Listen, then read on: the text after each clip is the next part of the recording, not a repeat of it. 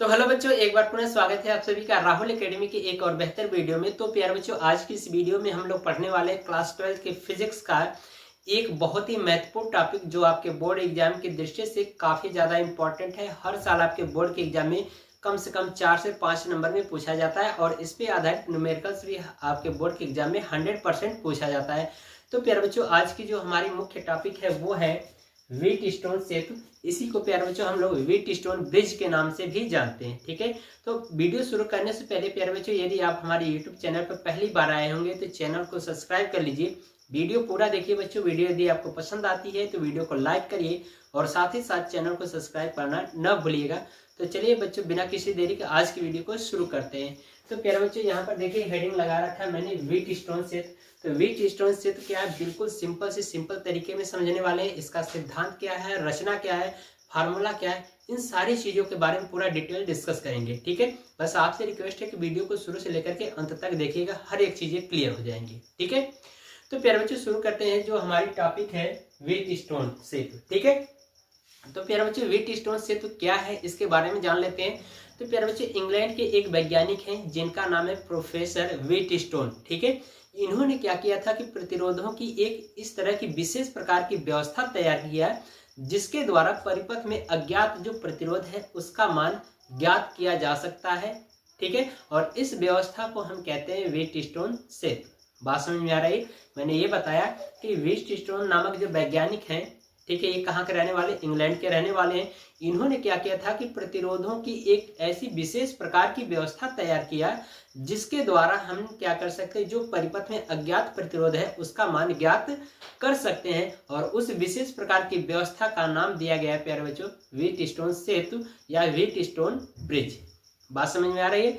अब इन्होंने किस तरह से कैसे परिपथ तैयार किया इसके बारे में जान लेते हैं। ठीक है, तो यहाँ पर हेडिंग लगाएंगे रचना। ठीक है, यहाँ पर हेडिंग लगाएंगे रचना। तो मैंने परिभाषा व्हीटस्टोन का बता दिया, वहां से आप लिख लीजिएगा। बाकी रचना देखिए।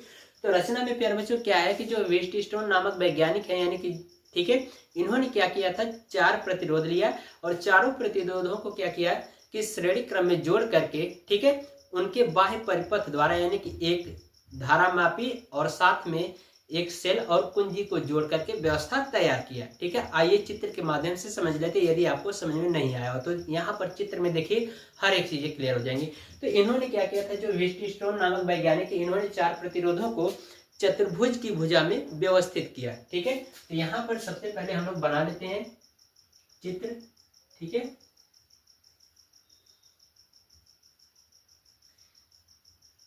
तो क्लियर है प्यारे बच्चे इतना? ठीक है, तो चित्र जो बनाइएगा ना बिल्कुल क्लियर स्पष्ट बनाइएगा। ठीक है, ये चीज है। तो यहाँ पर इस तरह से बना देंगे, चतुर्भुज की भुजा में प्रतिरोधों को जोड़ेंगे। ठीक है,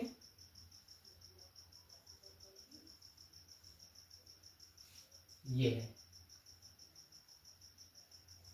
ठीक है, यहाँ से तो यहाँ पर नाम दर्शा देते हैं इस चतुर्भुज का।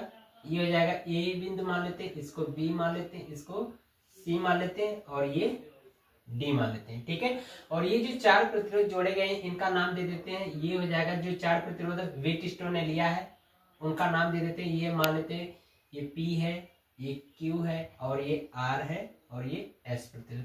यही जो S प्रतिरोध होता है यही हमारा क्या होता है, अज्ञात प्रतिरोध होता है। ठीक है, और इसी का हम क्या करते हैं, इस अज्ञात प्रतिरोध का मान व्हीटस्टोन का जो फार्मूला आएगा उसी से हम ज्ञात कर पाते हैं। ठीक है, तो इस तरह से चतुर्भुज की भुजा में व्हीटस्टोन ने क्या किया था, इसको प्रतिरोधों को व्यवस्थित किया था। ठीक है, अब ये जो बिंदु A है ना, इस बिंदु A और ये जो बिंदु C है, इन दोनों के मध्य यानी कि बिंदु A व C के मध्य क्या किया था, इन्होंने एक सेल और एक कुंजी K1 को जोड़ा था। ठीक है, तो यहाँ पर हम क्या करेंगे, एक सेल, ठीक है, यहाँ पर एक सेल हो जाएगा और एक कुंजी। ठीक है, इसका नाम दे देते हैं K1 और ये हो जाएगा आपका E। ठीक है, ये प्लस टर्मिनल होता है, ये माइनस, और इसको क्या करिए, बिंदु C से इसको जोड़ दीजिए। तो इस तरह से इन्होंने क्या किया था, इस व्हीटस्टोन जो सेतु है इसमें परिपथ बनाया था। और अब इसके बाद क्या किया था, जो ये बिंदु B और जो D है इनके बीच एक धारामापी और कुंजी K2 को भी जोड़ा था। ठीक है, तो यहाँ पर आप क्या करिए, धारामापी जोड़ दीजिए, ठीक है, G, और एक कुंजी K2। ठीक है, ये इसको ऑन कर देंगे, ये हो जाएगा इसका K2।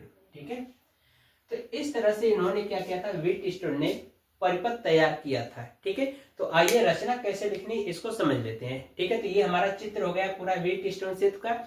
इसमें रचना क्या लिखना है, लिखेंगे माना 4 प्रतिरोध PQRS एक चतुर्भुज ABCD की भुजा में जुड़े हैं। बिंदु A व बिंदु C के मध्य एक सेल E तथा कुंजी K1 जोड़ा गया है, कुंजी K1 जोड़ा गया है, तथा बिंदु B व D के बीच एक धारामापी तथा कुंजी K2 को भी जोड़ा गया है। ठीक है, तो ये हम इस तरह से इसका बिल्कुल सिंपल तरीके से रचना लिखेंगे। ठीक है, तो यहां पर लिखेंगे माना 4 प्रतिरोध, माना 4 प्रतिरोध PQR तथा S एक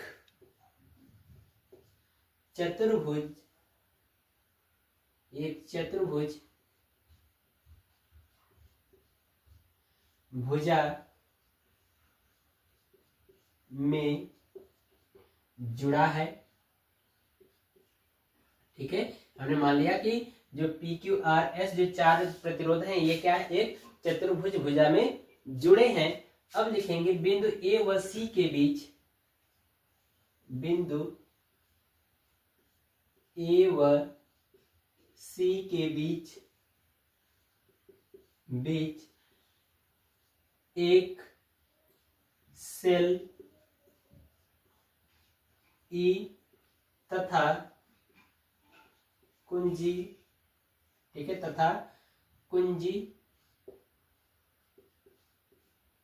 K1 को जोड़ा गया है। ठीक है, और यहां पर लिखेंगे और बिंदु B व D के बीच एक धारामापी तथा कुंजी K2 को जोड़ा गया है। ठीक है, तो लिखेंगे और बिंदु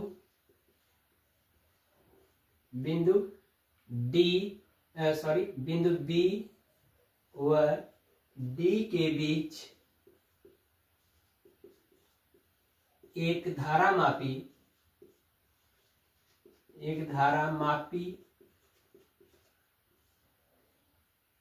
धारामापी G तथा कुंजी K2 को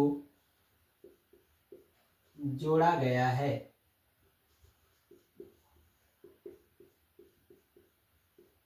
ठीक है, बात समझ में आ रही?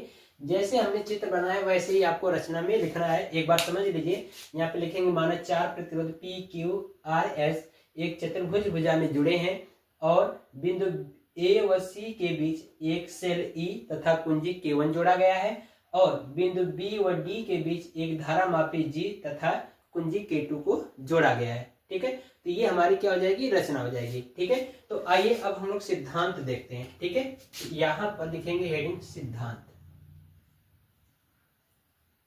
ठीक है, तो सिद्धांत में प्यारे बच्चों क्या लिखना है आप समझ लीजिए। सिद्धांत में क्या होता है कि जब विद्युत परिपथ में धारा प्रवाहित की जाती है, ठीक है, जब विद्युत परिपथ में धारा प्रवाहित की जाती है तो धारामापी में शून्य विक्षेप की अवस्था प्राप्त होती है। यह अवस्था संतुलन की अवस्था कहलाती है। कौन? व्हीटस्टोन। ठीक है, यानी कि इसमें लिखेंगे कि जब परिपथ में विद्युत धारा प्रवाहित की जाती है तो धारामापी में शून्य विक्षेप की अवस्था प्राप्त होती है। यह अवस्था व्हीटस्टोन सेतु की संतुलन अवस्था को प्रदर्शित करता है। ठीक है, तो ये चीज है। तो यहाँ पर हम क्या करेंगे, परिपथ में धारा प्रवाहित करेंगे प्यारे बच्चों। ठीक है, तो यहाँ से जाएगा आई धारा जाएगी। अब जैसे यही आई धारा यहाँ पर आएगी तो इसको जाने के लिए दो रास्ते हैं। तो कुछ धाराएं क्या होंगी, इधर चली जाएंगी, कुछ धाराएं इधर आ जाएंगी, दो भाग में बट जाएगा। तो मान लेते ये वाली जो धारा इधर जा रही है इसमें मान लेते I1 और यही I1 यहाँ पर भी जाएगी। ठीक है, और यही I1 इस जो प्रतिरोध Q है इससे भी होते हुए यहां तक आ जाएगी, बिंदु C तक आ जाएगी। ठीक है, ये भी आपका I1 होगा। और जो धारा इधर आ रही है इसको दर्शा देते हैं I2, और यही I2 धारा यहाँ से होते हुए, ठीक है, R प्रतिरोध से होते हुए, S प्रतिरोध से होते हुए बिंदु C तक जाएगी। ठीक है, अब यही धारा I1 और I2 दोनों मिलकर के क्या बना लेंगे, पुनः I बना लेंगे, और इसी तरह से लगातार ये क्या होगा, क्रम चलता रहेगा। ठीक है, तो ये हमने धारा की दिशा दर्शा दिया। ठीक है, तो यहां पर लिखेंगे जब परिपथ में धारा प्रवाहित की जाती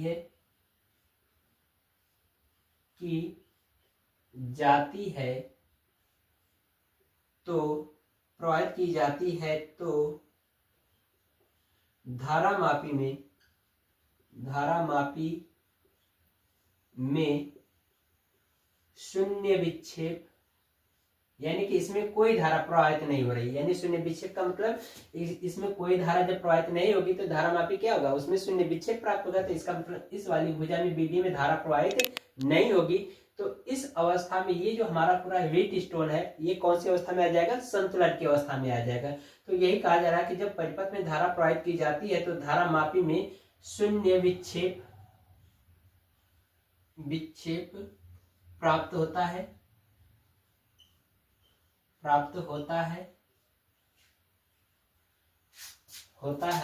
अतः इस अवस्था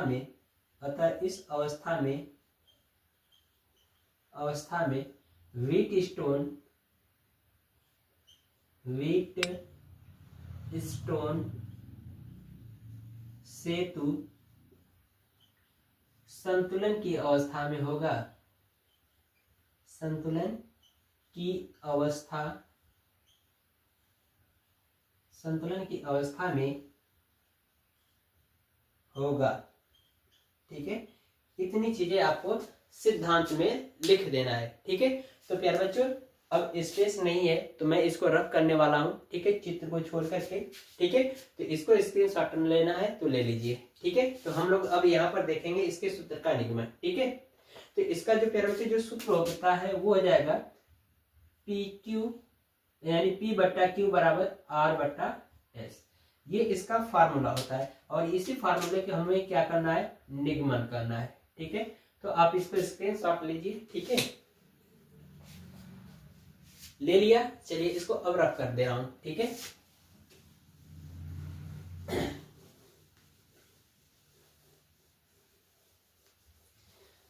तो यहां पर हमें अब सूत्र का जो निगमन करना है।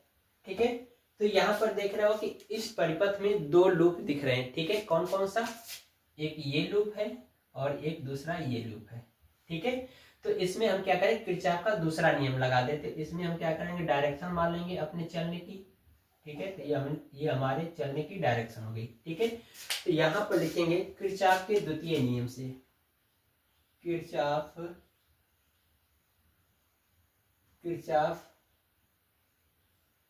के द्वितीय नियम से। ठीक है, किरचॉफ का द्वितीय नियम क्या है, लूप नियम भी उसी कहते हैं। यहाँ पर उत्पत्ति हेडिंग बना लीजिएगा, जो सूत्र का हमें उत्पत्ति करना है। ठीक है,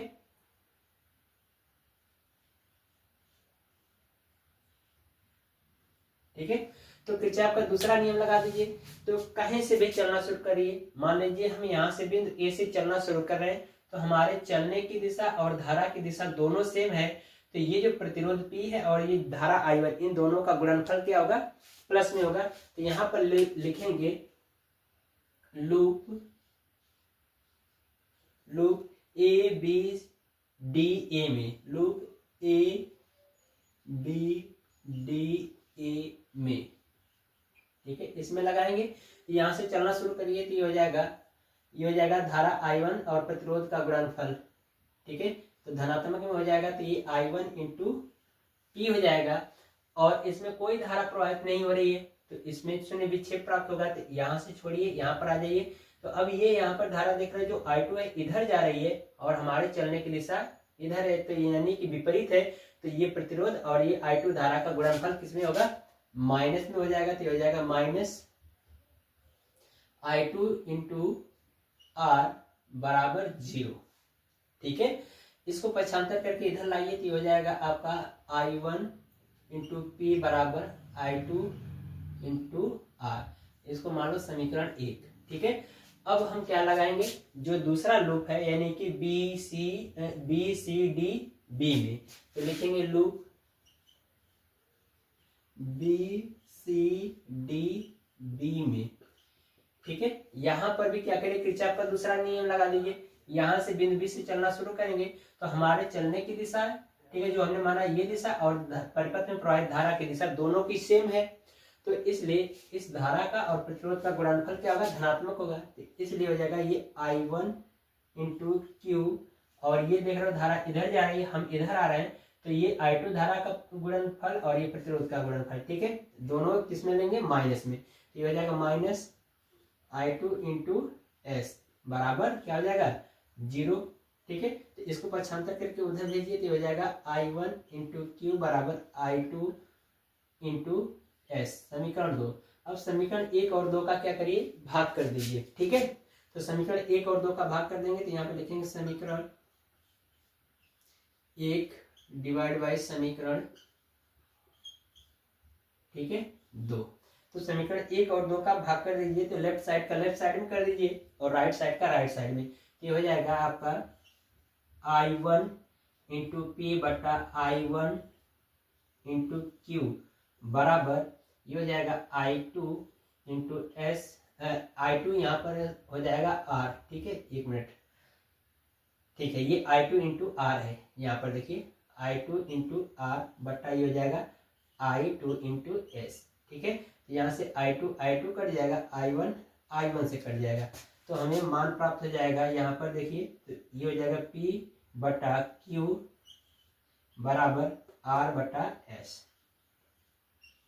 ठीक है, तो यही हमारा व्हीटस्टोन का फार्मूला होगा। ठीक है, यही हमें प्रूव करना था फार्मूले में। ठीक है, तो इस तरह से प्यारे बच्चे जो आज की हमारी वीडियो है वो कंप्लीट होती है। तो आशा करते हैं आप सभी को हर एक चीज़ समझ में आया होगा। यदि प्यारे बच्चे ये वीडियो पसंद आई हो तो वीडियो को लाइक कर दीजिए और चैनल को सब्सक्राइब करना न भूलिएगा। मिलते हैं अगली वीडियो में, तब तक के लिए गुड बाय, थैंक यू, जय हिंद बच्चों।